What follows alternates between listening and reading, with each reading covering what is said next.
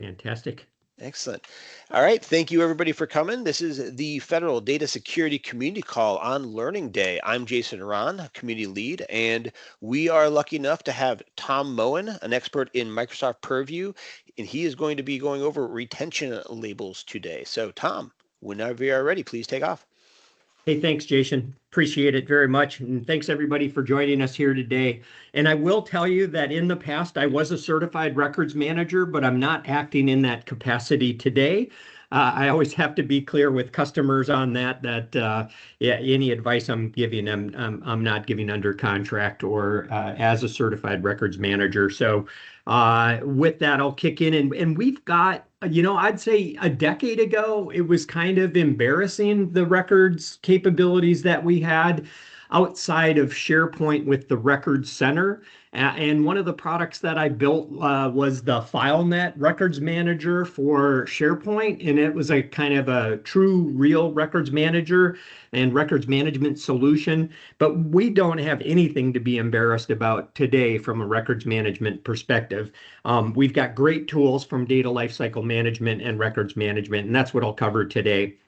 And again, thank you for making time to be here and to learn about this very important topic, because this is one of the cornerstones of the G5 capabilities that we provide inside of Microsoft 365. So, and this is also one of those tools that can really justify the purchase or the step up to G5 or reconfirm the purchase of G5 for these customers, because records is something that traditionally is very, very expensive. And again, this is just one of the bottom there advanced compliance capabilities that we have to offer as far as records go, and even compliance as a bullet is one of the four major capabilities of G5. With G5, customers get advanced security features, they get advanced Power BI features, they get advanced telephony Teams features, and compliance capabilities. And again,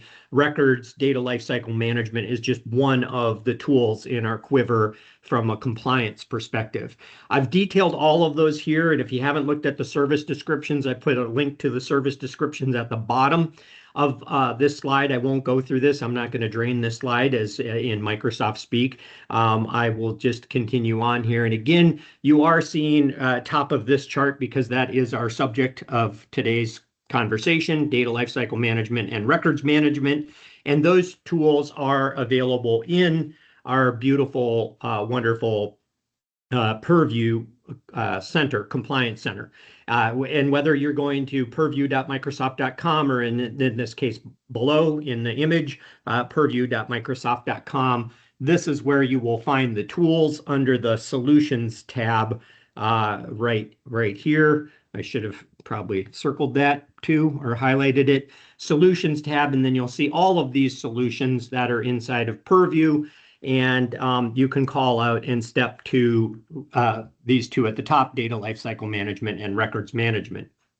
And again, our records management solution is a true records management solution with things like a file plan that your records managers will know what that means, disposition review, and a whole lot of other fantastic capabilities that I'll walk you through in just a second here.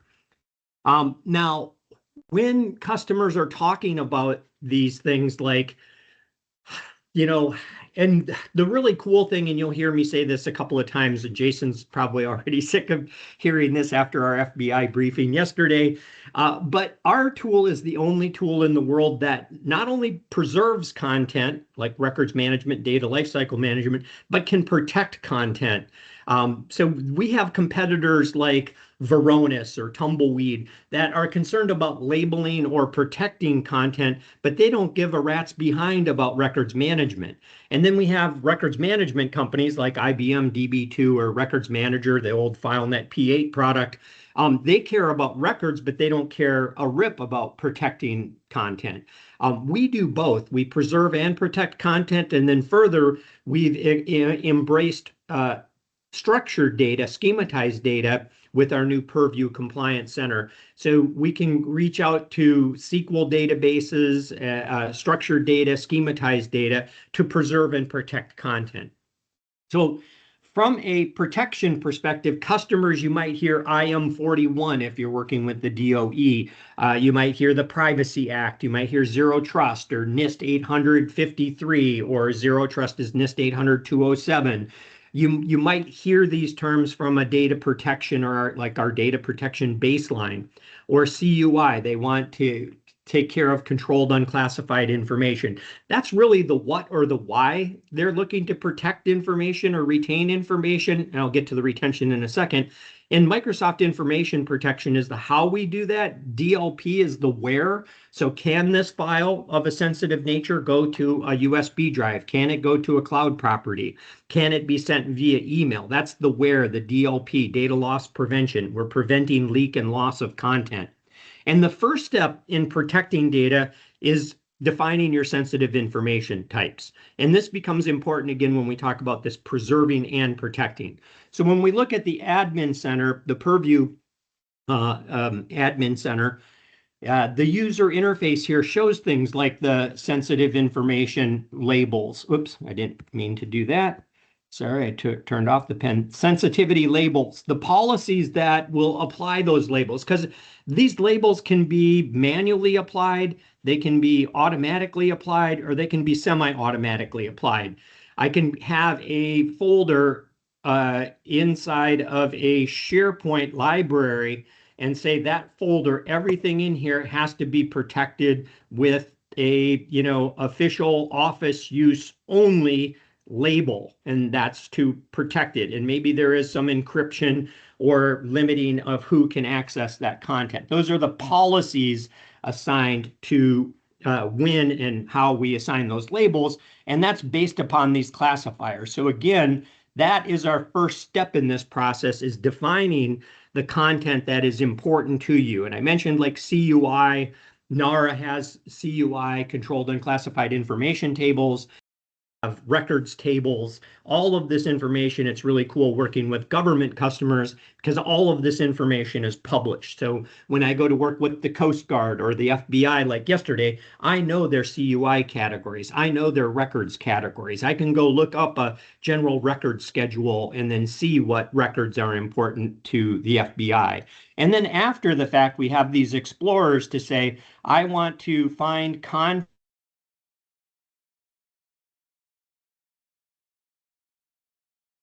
Has anybody generated a file, moved a file, created a file, mailed a file that should be protected or preserved? So the beautiful thing here is that these explorers, the Content Explorer does it by label.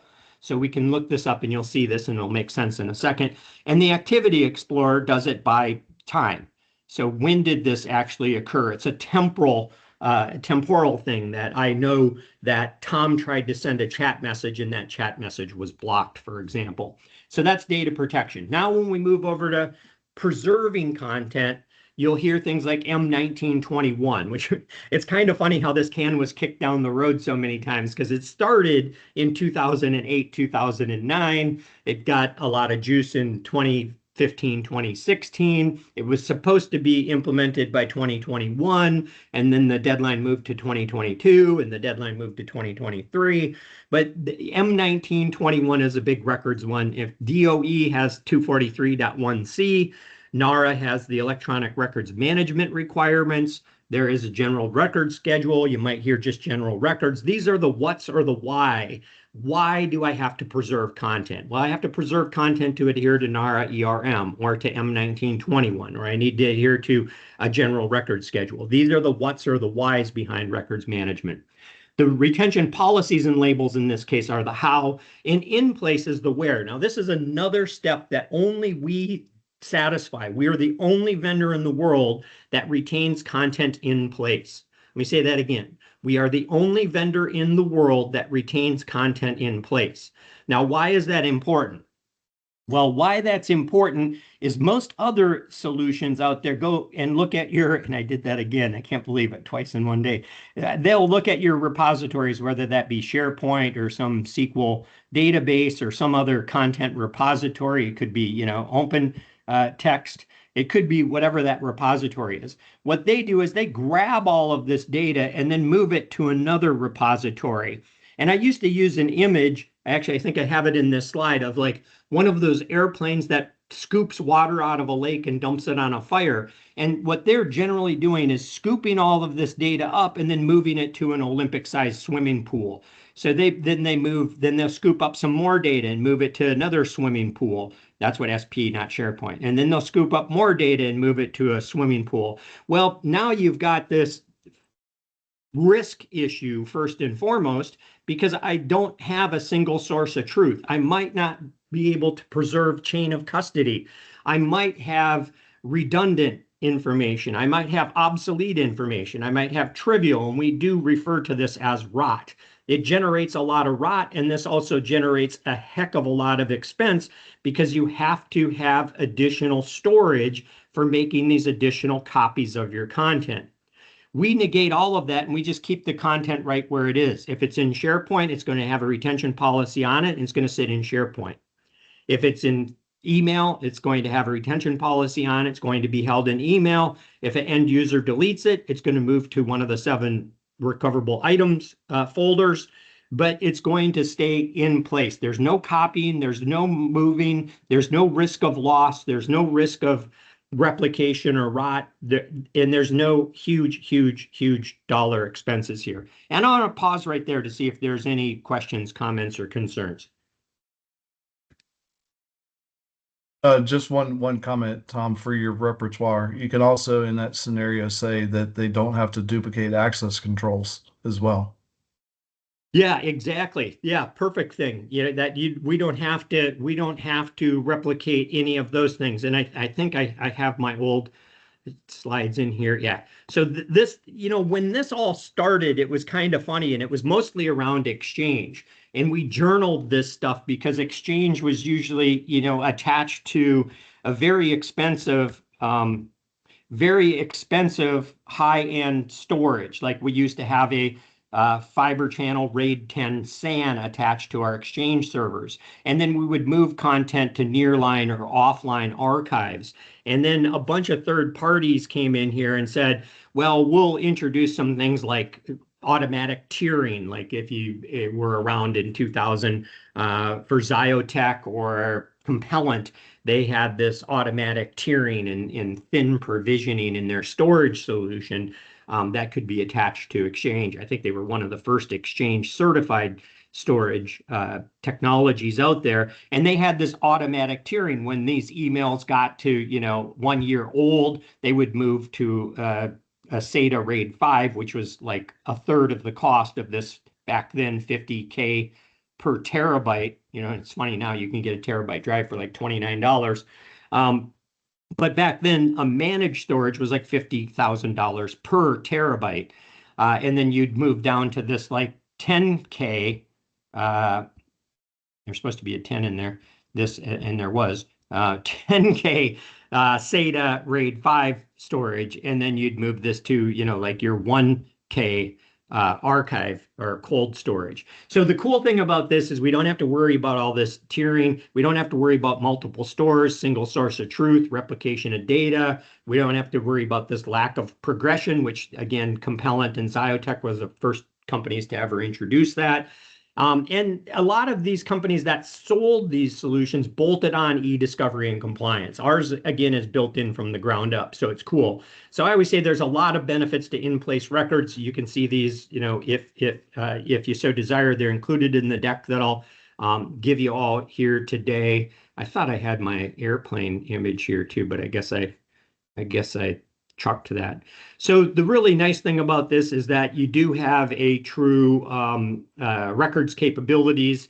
And as I kind of chimed in a meeting oh, sure, go ahead, Jimmy. Thanks, Tom. Do customers ever ask you about or worry about running out of storage?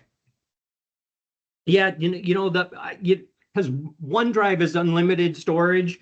And Exchange, those are the 2 biggest repositories, right? When you think about your personal storage, Exchange is probably number 2 behind OneDrive or number 1 ahead of OneDrive.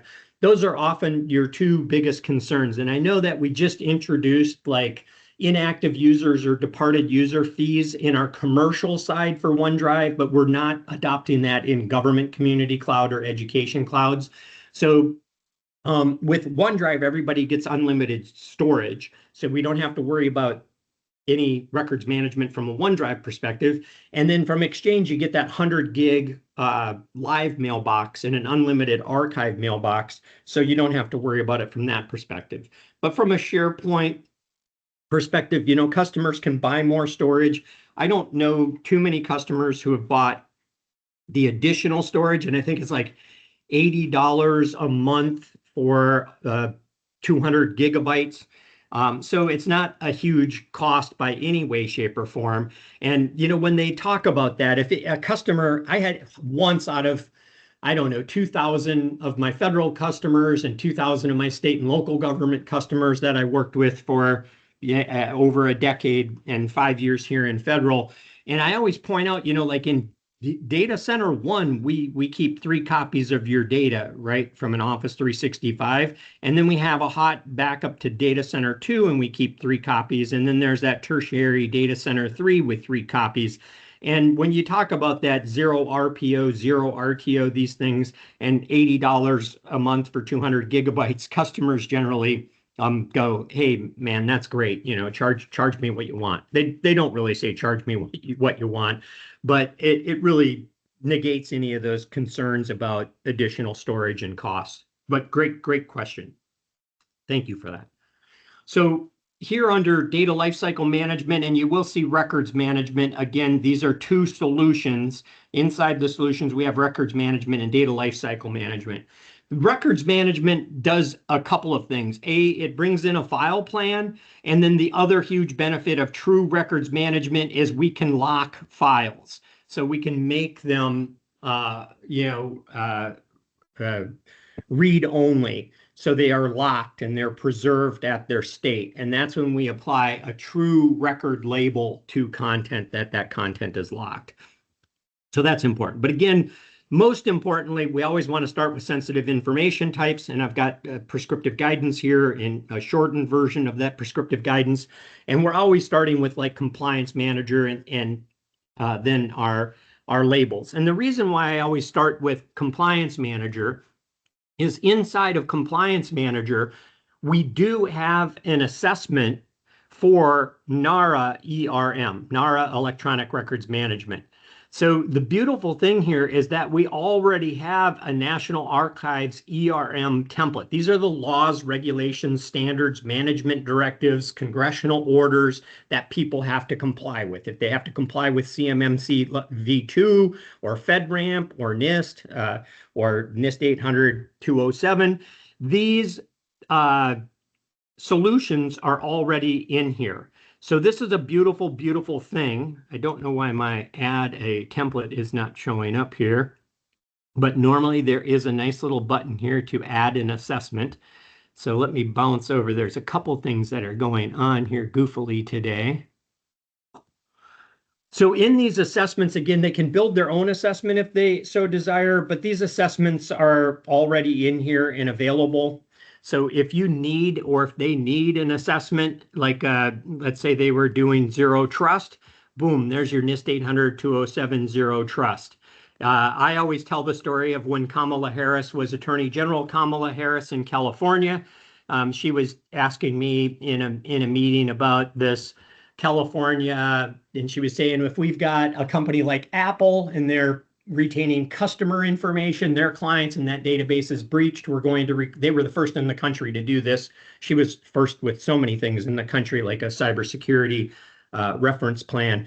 But I said, oh, you're talking about SB 1386. And yes, we do have SB 1386, and it's in our center. So if Apple was using M365, which they were, they could use this Database Breach Act. There are thousands of these templates in here. And again, customers can enhance these or they can build their own, which is nice. And then what you get is our gamification. So in here, we're seeing our compliance score. I'll go back to the GCC high environment. And with my, I think the only thing I had on was National Archives. Yeah.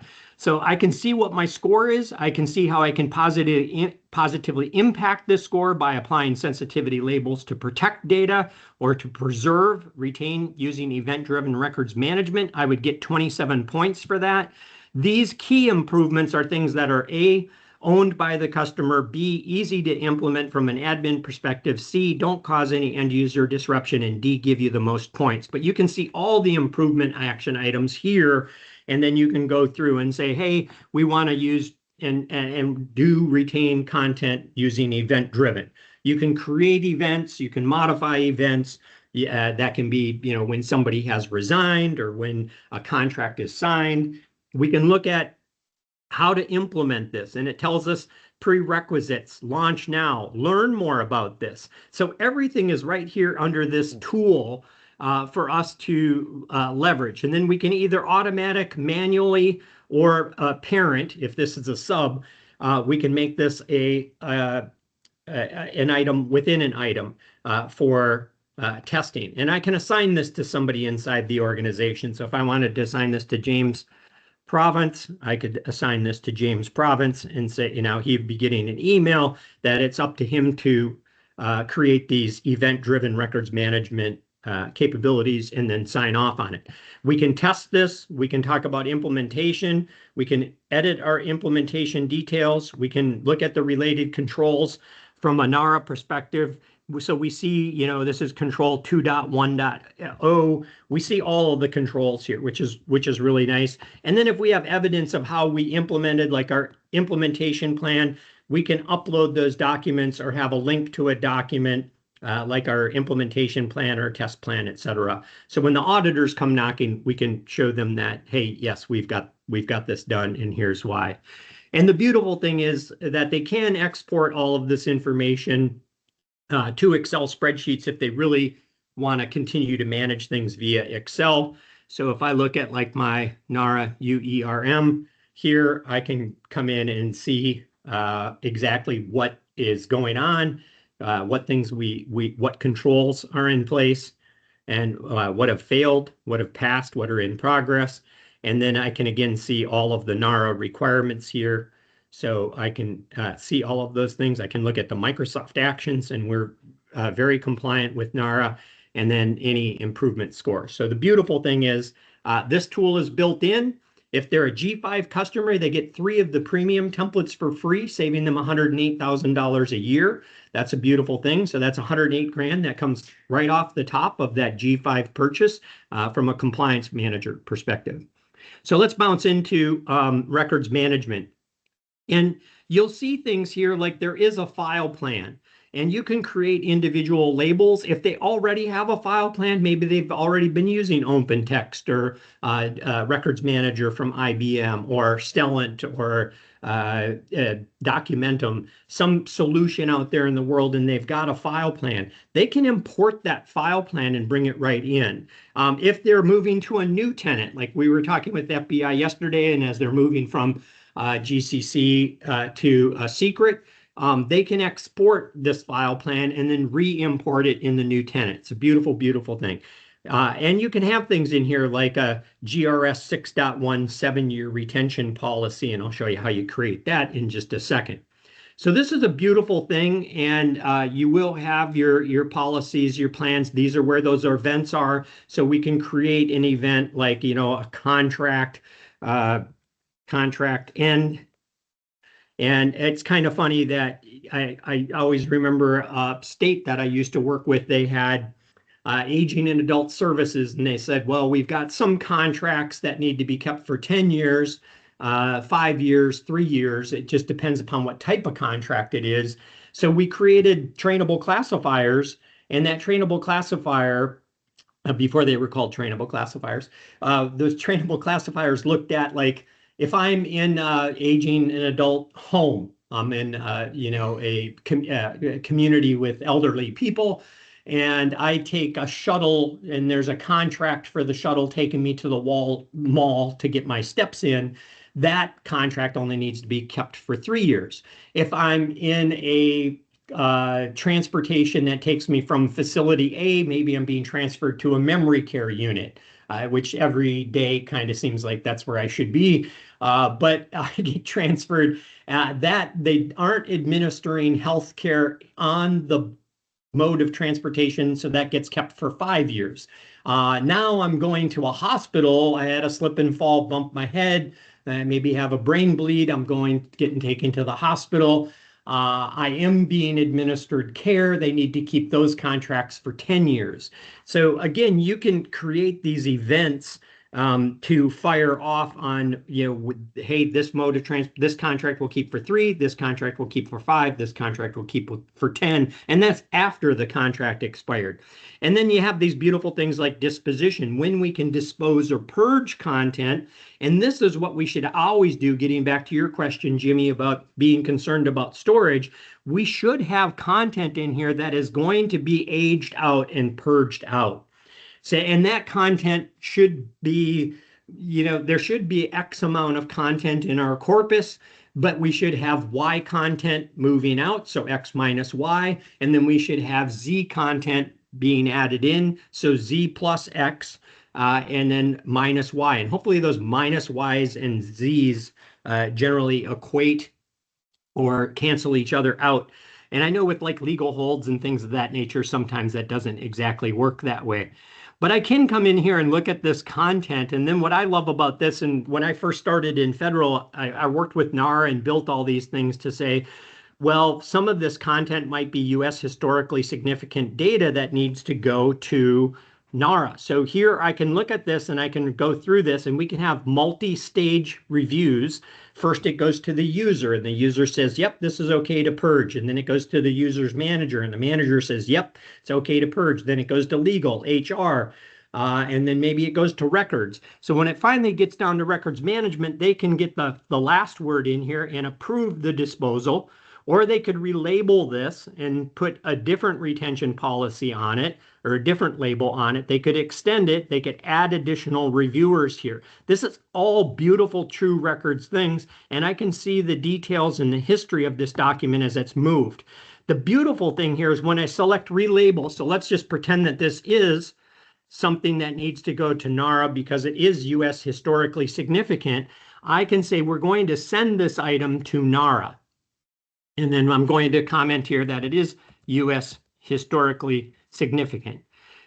So if you watch, keep your eye on this emergency level preparation. I'll apply this in just about in 5 Mississippi before, oh, it already happened. It's gone. Boom. It went into a blob, and I can deliver that blob to NARA. Now, when we built all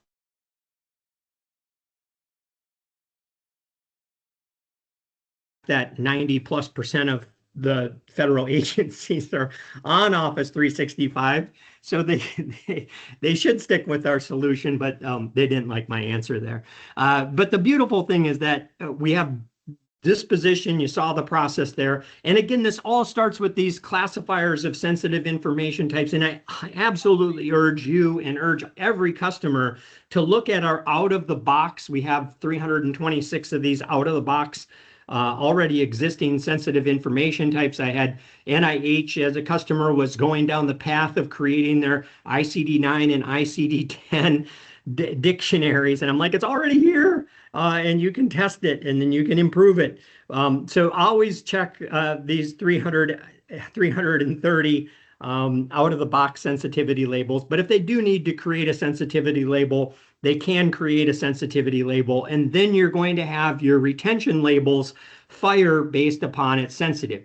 You don't care about Tom's vacation pictures. You don't care about Tom's lasagna recipes or pizza recipes, right? That's not sensitive information. It is trivial content that should probably be purged because it's personal.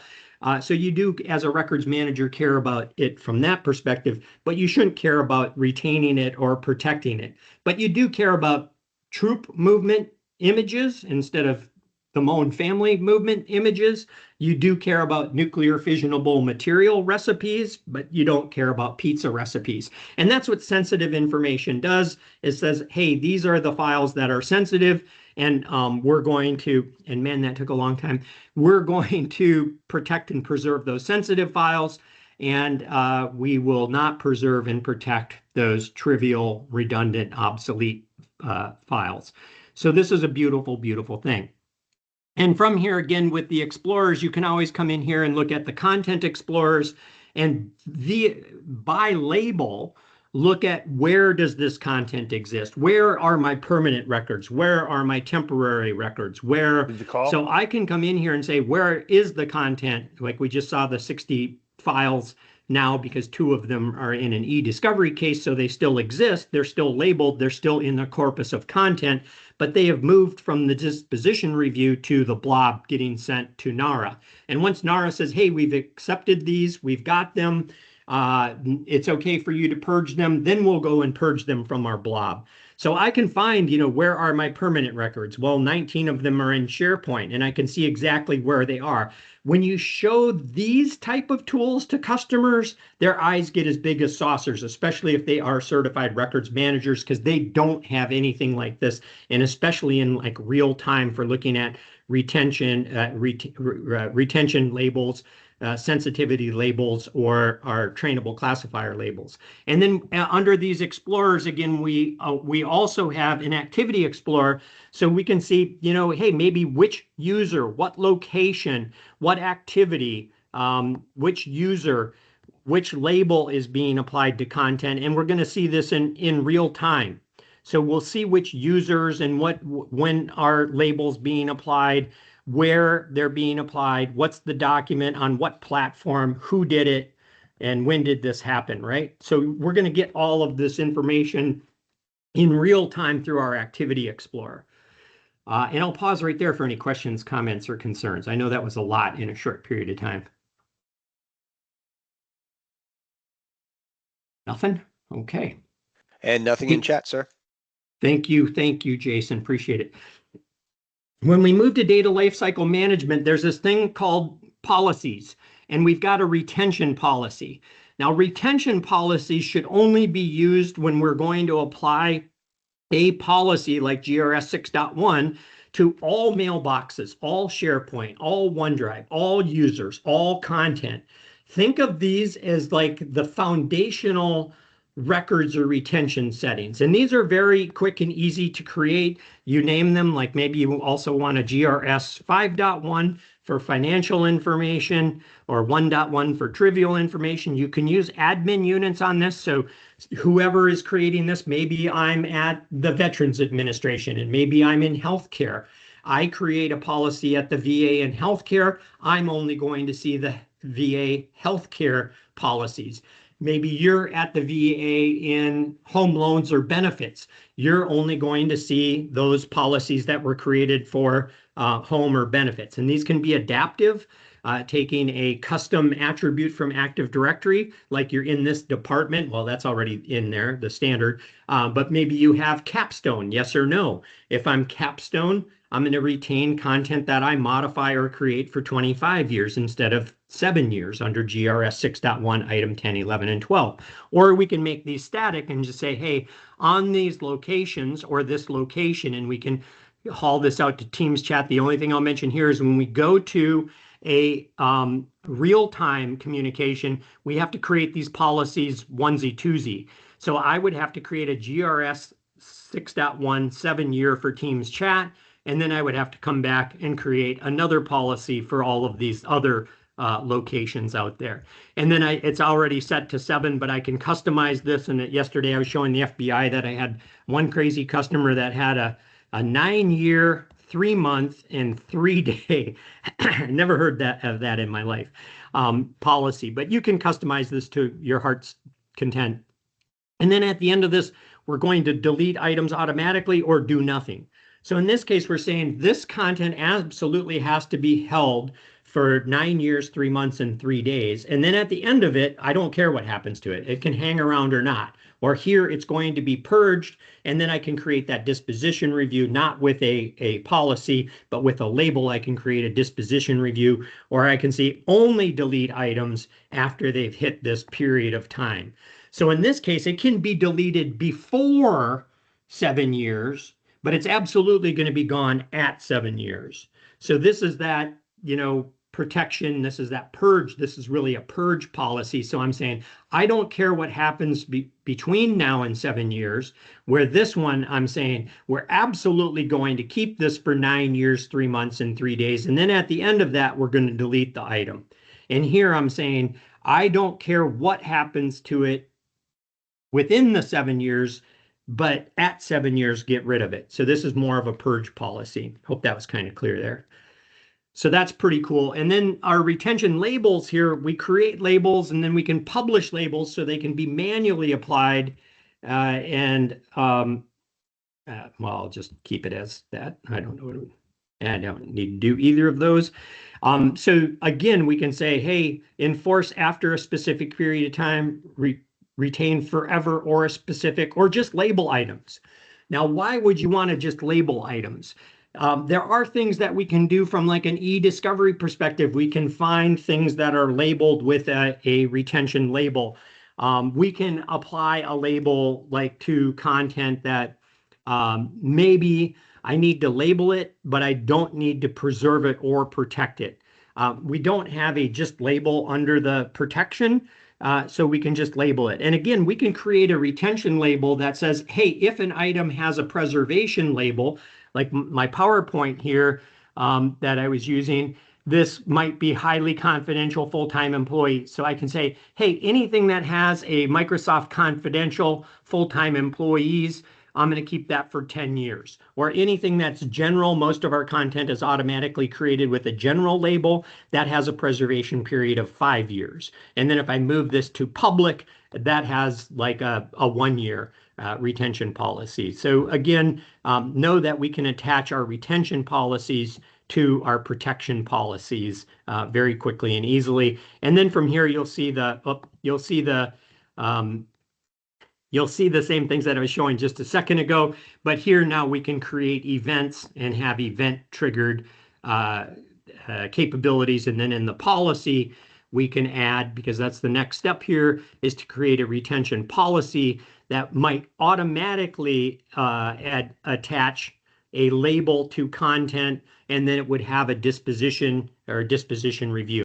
I opened the other one that has a disposition review, but the beautiful thing is that you can do these things and have these retention policies, et cetera. Now, in this case, I said, do nothing at the end of it. So this isn't going to generate something going to a disposition review.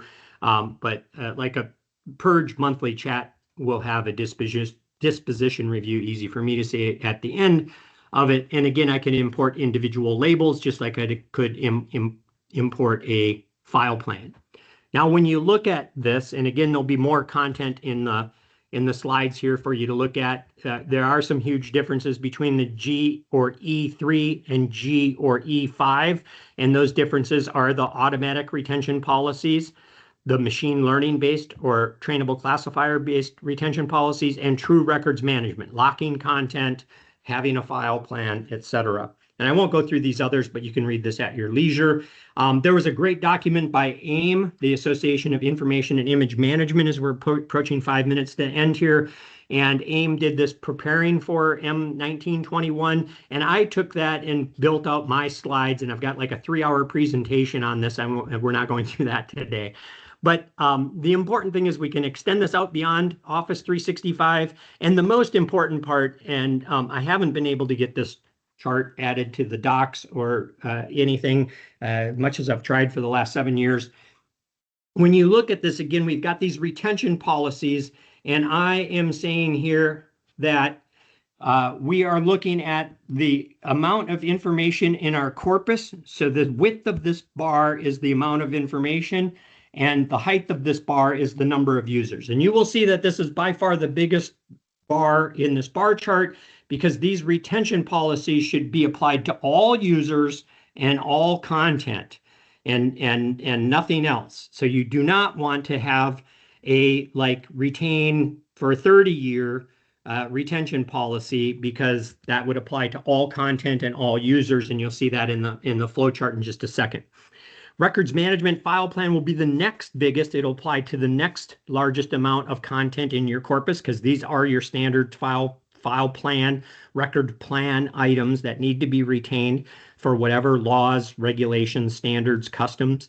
And then finally, the data lifecycle management labels that can be manually, semi-automatically, or automatically applied.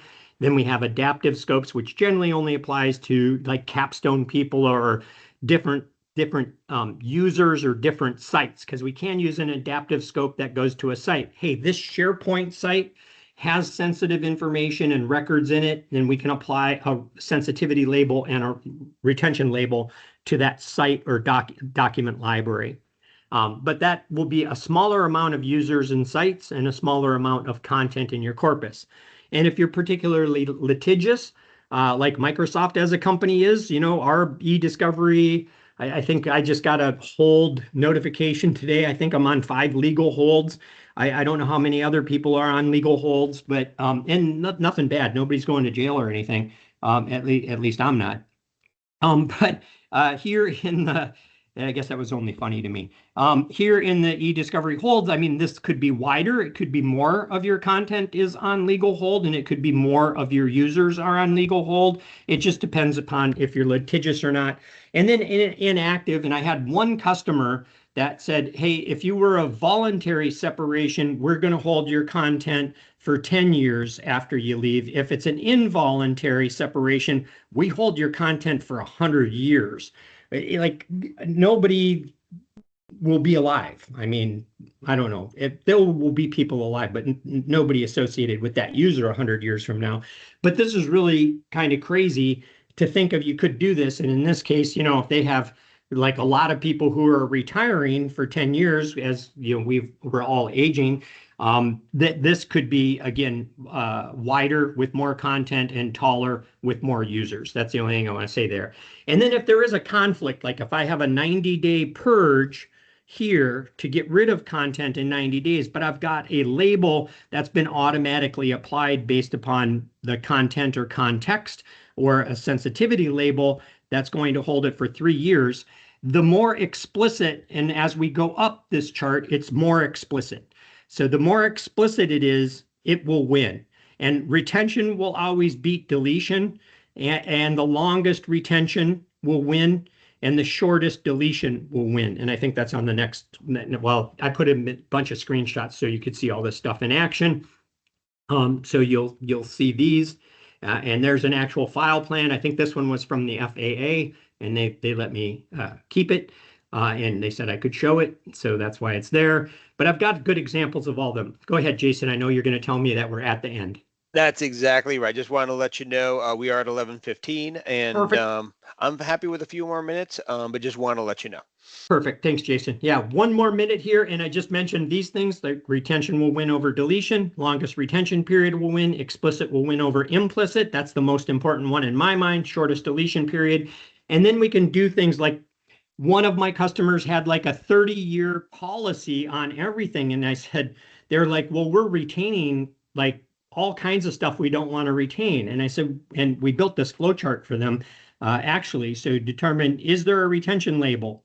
Yes. Is there it configured to a retention policy? Yes. Is it from the longest? No. Retain the item. And then if it does hit this longest at 30 years and 1 day, or 3 days, the item is not retained. Is it configured? So this flow chart really helps them walk through mentally, logically, get their minds wrapped around the preservation of content. And I've got a bunch of other nice slides in here. And never, ever forget that we've got this beautiful SC400 information protection and governance certification and training out there for our customers. And with that, I'll wrap up. I'm happy to hang around for any last questions. And there was one last question in the chat, Tom, from Jimmy. Sure. It says his customer has 4.5 billion documents that were told that the auto classify only classifies it at a 25K per day rate. Any advice on that, of how to kind of take care of all that information? Yeah, so if depending upon where they have these documents, so we've got our unified label scanner. And I always point to that first. So I had a customer with billions of documents, and they said it was going to take their 18 people 110 years to call through all the data and manually label it. And we did that in 6 weeks using the unified label scanner, scanning on-premises file shares in SharePoint. And it was billions of documents. So I always say it's best set up your label environment in Office 365, utilize those labels in the unified label scanner, then set up your infrastructure in Azure or on premises if you've got servers hanging around, and use that scanning, because we do about 2.5 petabytes per month. Petabytes, I'm saying petabytes, 2.5 petabytes per month with the unified label scanner. So I would always label the content before I bring it into Office 365, and that will negate those, I'd say a billion documents basically a year. So if they've got 3 billion documents, 3 years for our classification engine to classify all that stuff. And that's rough back of the napkin, top of my brain, and it is late on a Friday somewhere. But yeah, unified label scanner can label those documents outside of Office 365, so you can bring them already labeled into Office 365. Great question. Yeah. So quick follow-up, is there anything you can do if it's already in Office 365? In Office 365, I know with a couple of customers, like we had that Scotland school thing that they brought in all these file shares, and it was billions of documents, and provisioning. We wrote some operations code that did all the provisioning, because the provisioning was going to take like a year just to provision the parents, students, and faculty OneDrives. And then I think it did that in like 6 weeks instead of 3 years or something crazy. And then labeling all that content took like 6 weeks instead of 6 years. I can't remember the exact statistics on that, but let me circle back with ops and some people that worked on my Securian travelers insurance. There were a couple commercial customers. Best Buy was another one that had, billions of documents. And we did something special for them to get them labeled out of band. But sure, follow up with me via email so I remember to go down that path for you. Thanks, Tom. I sure will. Appreciate it, buddy. Hey, thanks, Jimmy. Yeah, anytime. It used to be easier when Office 365 was BPAWS, and you could just call up Jennifer and say, "Hey, Jennifer, this is what I need you to do for one of my customers," and she'd walk into the operations center and do it. But we've grown since 2006, so. Yeah, definitely a little bit bigger now.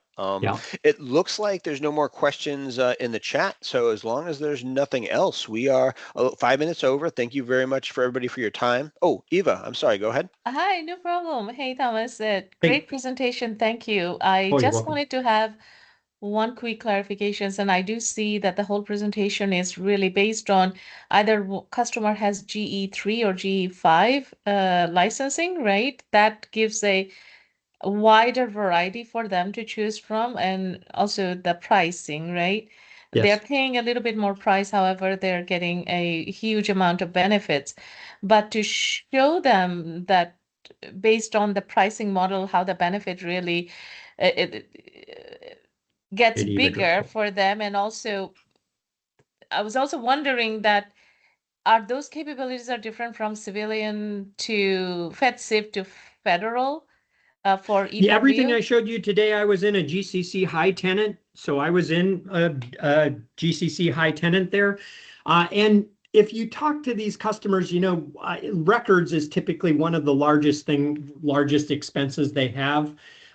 So they're usually pretty easy to, if they have, like I had a customer who was spending $1 million a month on storage for their records, right? And they were able to cut that down to like $250,000. They still had to have some content in that traditional records.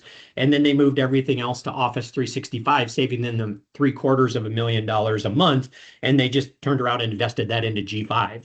So there's generally, and SSPs can help you with the, the ROI and cost takeouts here. Okay, perfect. Thank you so much. And whole solutions are, it's just from the out of box, right? All those that you have shown us today. Yeah, everything shown today was in GCC high and out of the box. Wow. Phenomenal. Yeah. Thank you. Oh, you're very welcome. thanks, everybody. Appreciate you hanging around and appreciate your time today. Have a great weekend.